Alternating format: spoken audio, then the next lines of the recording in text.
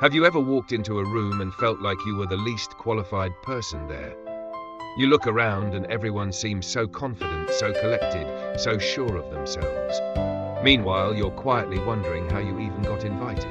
You smile politely, you nod, you try to blend in. But deep down, you're waiting for the moment someone realizes you don't belong.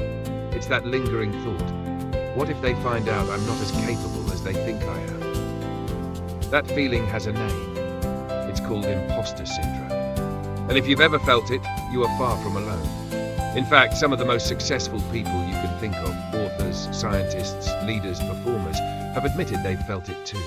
Maya Angelou once said, "I have written 11 books, but each time I think, oh, they're going to find out now. I've run a game on everybody." Think about that. Someone as accomplished as Maya Angelou felt like an imposter. So if you've ever felt that same fear creep in, you're in good company. Imposter syndrome isn't proof that you're not good enough. It's proof that you're human. And more importantly, it's proof that you're growing. Because here's the thing. Imposter syndrome doesn't show up when you're stagnant. It doesn't bother you when you're playing it safe. It shows up when you're stretching yourself, stepping into new territory, doing things your old self wasn't familiar with. It's not a sign that you're failing. It's a sign that you're expanding. But knowing that doesn't always make it easier, does it? That voice of doubt can still be loud. It can still convince you to shrink back, to hesitate, to play small, even when something bigger is calling you forward. And that's why today, we're going to break this down in a way that changes the way you see imposter syndrome forever. Here's what you need to know. Overcoming imposter syndrome isn't about silencing every doubt or magically feeling confident all the time. It's about changing your relationship with that doubt. Because when you do, it loses its power. And there are 3 science-backed shifts that will help you do exactly that. They are simple, but they're profound. And once you learn them, you'll never see yourself or that nagging feeling of "I don't belong" the same way again. The first shift is this. Imposter syndrome is not proof that you're unqualified. It's proof that your identity is catching up to your reality. See, your brain is wired for familiarity. It clings to the version of you it already knows. When you step into a bigger role, land a new job, publish your work, or enter a new stage of life, your brain doesn't quite know how to process it. There's a mismatch between who you've been and who you're becoming. And in that gap, imposter syndrome slips in. Your brain says, "Wait, this isn't us. This is new. This feels dangerous." And because your mind evolved to protect you, it interprets that feeling of uncertainty as a threat, even when it's not. But here's what neuroscience tells us. The more you expose yourself to that new identity, by acting, by showing up, by doing the thing, the more your brain rewires itself. This is called neuroplasticity.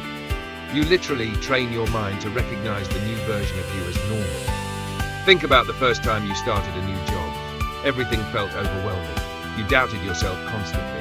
Fast forward 6 months, and suddenly those tasks that once felt impossible are now automatic. That's what's happening. Your brain catches up. And that means the discomfort you feel right now isn't proof that you're not capable. It's the growing pains of your identity leveling up. The second shift is that imposter syndrome thrives in silence. It feeds on secrecy. When you keep it bottled up, it convinces you you're the only one feeling this way. But when you talk about it, when you name it, it loses its grip. Studies show that simply labeling an emotion can reduce its intensity. This is called affect labeling. So when you say, "I'm feeling imposter syndrome right now," you bring it out of the shadows. You activate the logical part of your brain, the prefrontal cortex, which helps regulate emotional response. It's like turning on the light in a dark room. Suddenly, the monster in the corner isn't so scary anymore because you can see it for what it is. And here's the magic.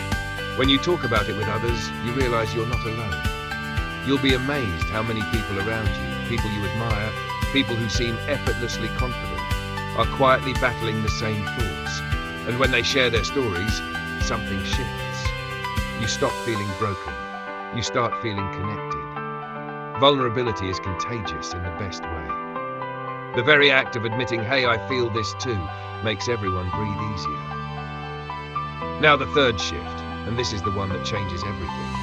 Your brain believes what you repeatedly do, not what you repeatedly tell it. You don't eliminate imposter syndrome by waiting until you feel ready. You eliminate it by acting before you feel ready. Psychologists call this behavioral activation. When you take action despite doubt, you teach your brain a new lesson.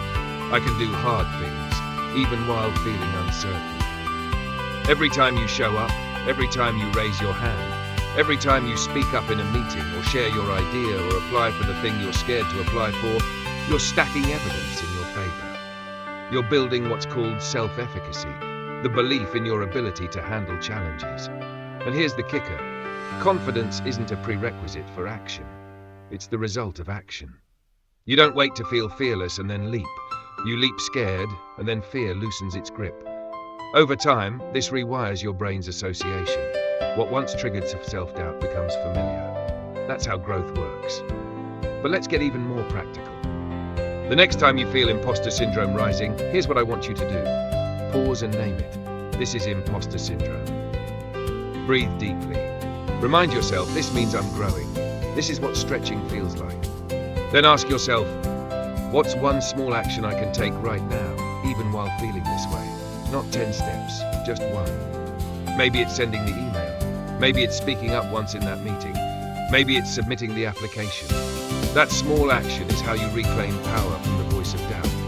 And remember this, even if you feel like an imposter, you can still act like someone who belongs. That's not faking it, that's practicing until your brain catches up. Because belonging isn't a feeling that descends out of nowhere. It's a state you create by showing up again and again until it feels natural. I want you to think of the moments in your life where you once felt out of your depth. The first day at that job, the first time you spoke in front of a group, the first time you tried something new. At the time it felt terrifying, but look at you now. Those moments are proof. You've done this before. You can do it again. And here's the truth that nobody tells you. Feeling like an imposter often means you're exactly where you're supposed to be. You're in the arena. You're playing at a level that challenges you. You're not sitting on the sidelines. And yes, it's uncomfortable. But that discomfort is the price of admission to growth. It's the evidence that you're stepping forward instead of staying stuck. So what if you flipped the script? What if the next time you heard that voice whispering, "You don't belong," you smiled and thought, "Thank you for the reminder, I must be growing." Because that's all it is, a signpost that you're stepping into something bigger. Here's the bottom line, you are not your thoughts. You are the awareness behind them. You don't have to obey every fearful whisper your mind conjures up. You can notice it, label it, breathe and keep going. Over time, those whispers fade. They're replaced by something steadier. A quiet confidence that says, "I've been here before, I can handle this." And one day you'll look back on the very moments that once triggered your imposter syndrome, and they'll feel ordinary. The meeting that used to terrify you, the project that once felt impossible, the room you once thought you didn't belong in, they'll feel like home. And you'll realize something profound. Imposter syndrome was never a sign you didn't belong. It was the bridge that carried you into becoming the person who does. So, the next time that voice shows up, don't fight it. Don't fear it. Recognize it for what it is, a signal that you're leveling up. Smile at it. Thank it. Then step forward anyway. Because the fastest way to prove that you belong isn't to argue with the voice in your head. It's to live in a way that leaves it no choice but to quiet down. And when you do that, when you consistently choose action over avoidance, courage over comfort, growth over fear, you don't just overcome imposter syndrome, you outgrow it forever. You're not broken, you're not behind, you're becoming, and that's exactly where you're supposed to be.